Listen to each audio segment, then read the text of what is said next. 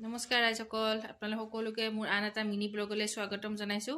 আজি মই আপোনালোকক এটা বস্তু দেখাম আৰু তাৰ লগত জড়িত মোৰ সৰুকালৰ ঘটনা এটা ক'ম। আহকচোন বস্তুটো চাওঁ। ৰ'ব, মই কেমেৰাটো বেক কৰি লওঁ। আৰু বস্তুটো হ'ল এইটোতো আপোনালোকে চবেই চিনি পায়, নেপথলিন।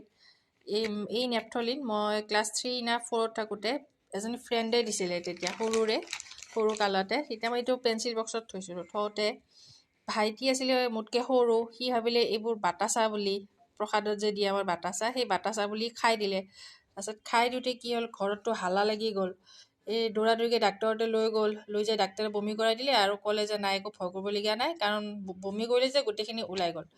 মই এইকাৰণে ভিডিঅ'টো বনালোঁ যে মই যেনেকৈ গম নোপোৱাকৈ আনি বক্সত থলোঁ, তাৰ পৰা ইমান ডাঙৰ ঘটনা এটা হ'ল। আপোনালোকেও ধ্যান দিব যেন ল'ৰা ছোৱালী এনেকৈ এইবিলাক বস্তু আনি এনেকৈ যেন অ'ত ত'ত নথয়, বা আপোনালোকক পোৱাকৈ নথ'ব, চাব, অকণমান মন দিব।